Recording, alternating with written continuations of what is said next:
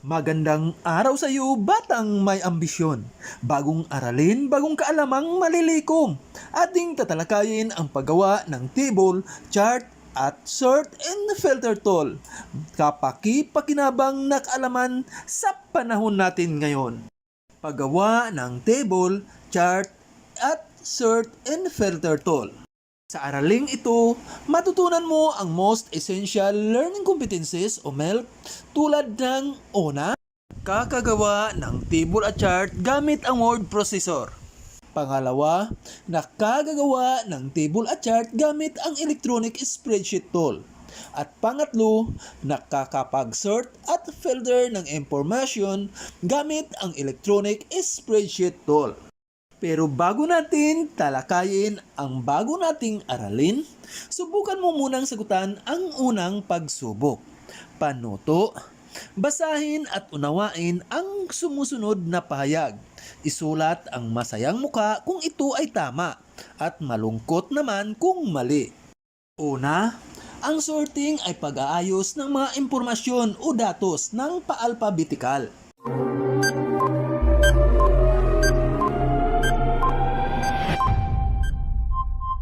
Pangalawa, ang table ay gumagamit ng mga imahe o simbolo upang mas mapabilis ang pagsusuri ng datos.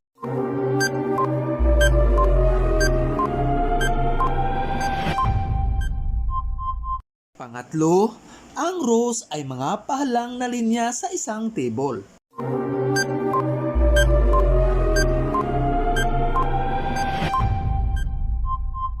Pang-apat, maaaring ayusin ang mga numerikal at textual na datos sa pamagitan ng chart.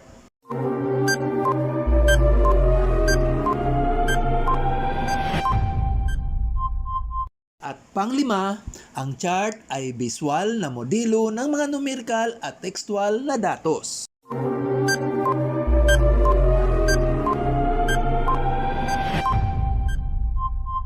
Kumusta? Ilan ang nakuha mong score sa unang pagsubok?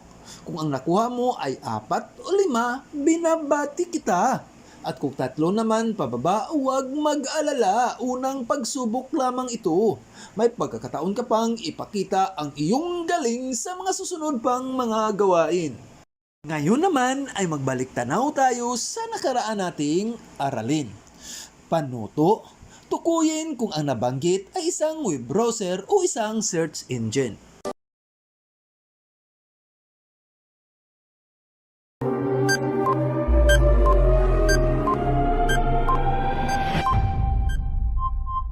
Kumusta? Ganito rin ba ang mga sagot mo? Ang galing mo!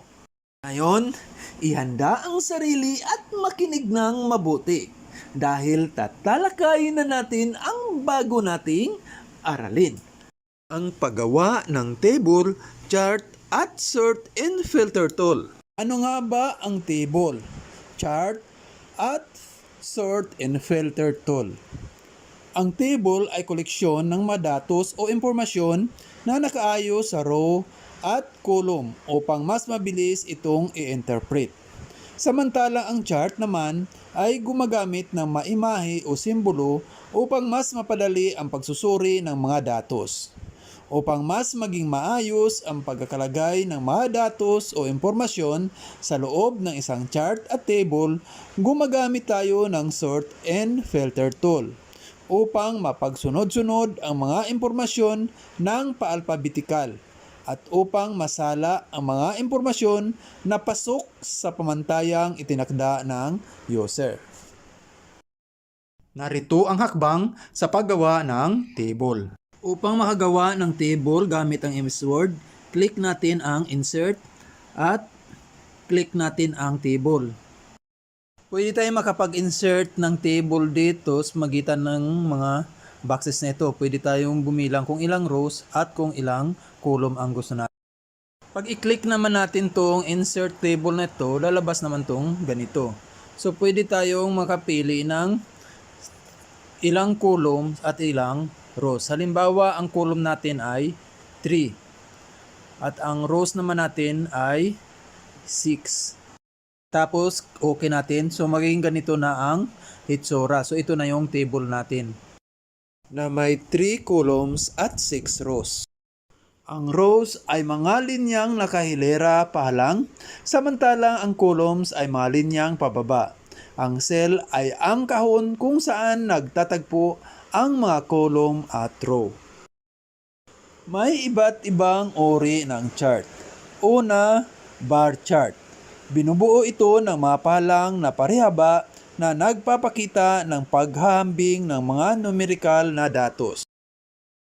Pangalawa, column chart na gumagamit ng mga patayong bar upang ipakita ang paghambing ng mga numerical na datos. Pangatlo, line chart. Binubuo ito ng mga linya na nagpapakita ng trend o kilos ng pagtaas at pagbaba ng mga numerical na datos.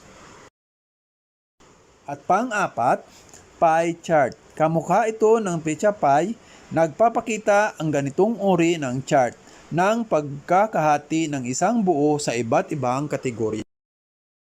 Narito naman ang hakbang sa paggawa ng chart. Ito naman ang mahakbang sa paggawa ng chart.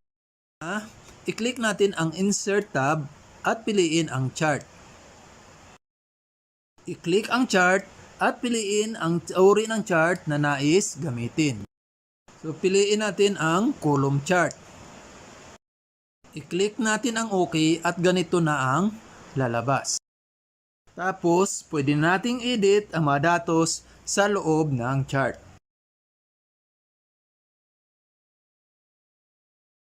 Ito na yung column chart natin. Then click File and click Save As pag gustong i-save. Then click Browse. Tapos, lagyan mo na siya ng file name.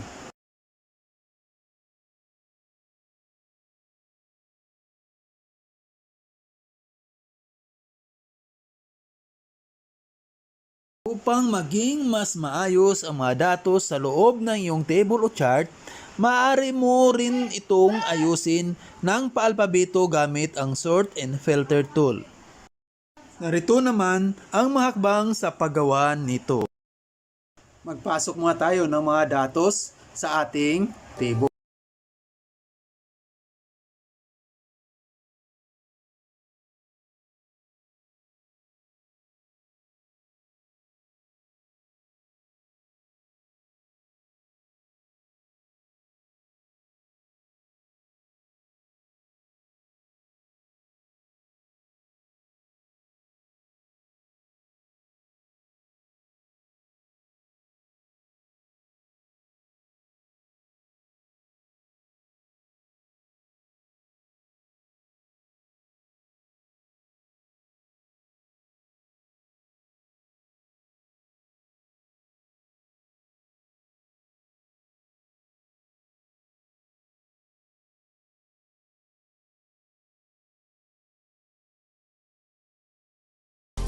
Halimbawa gustong i-save, so click Save As, then Browse, at lagyan ng file name.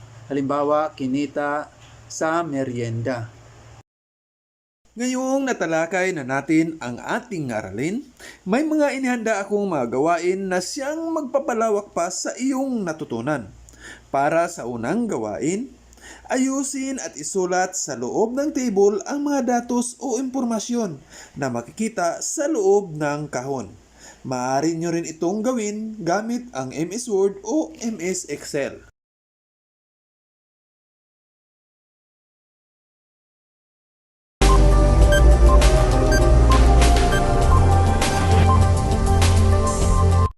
Kumusta? Ganito rin ba ang mga sagot mo?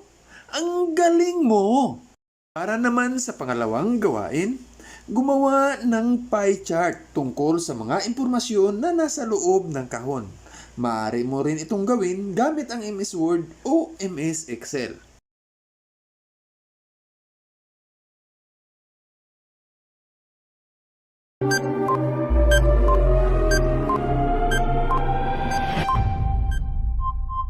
Kumusta? Nahirapan ka ba? Pero kayang-kaya, di ba? Kasi magaling ka. Batid ko na lubos mo nang naunawaan ang ating aralin. Lagi lang tandaan na upang mas mapadali ang pagsusuri ng mga impormasyon at datos, maaari nating gamitin ang table at chart. Maaari rin tayong gumawa ng table at chart sa tulong ng MS Word at MS Excel. At para mapadali naman ang pag-aayos ng mga datos sa loob ng isang table o chart, maaari nating gamitin ang Sort and Filter tool. Maaari mo na ring sagutan ang iba pang bahagi ng module, gaya ng pag-alam sa natutuhan, pangwakas na pagsusulit at ang pagninilay. Muli, ito si Maestro Todeo na laging nagsasabing mag-aral ng mabuti sa pagkakaroon ng magandang kinabukasan, iyan ang susi. Maraming salamat, ingat kayong lahat.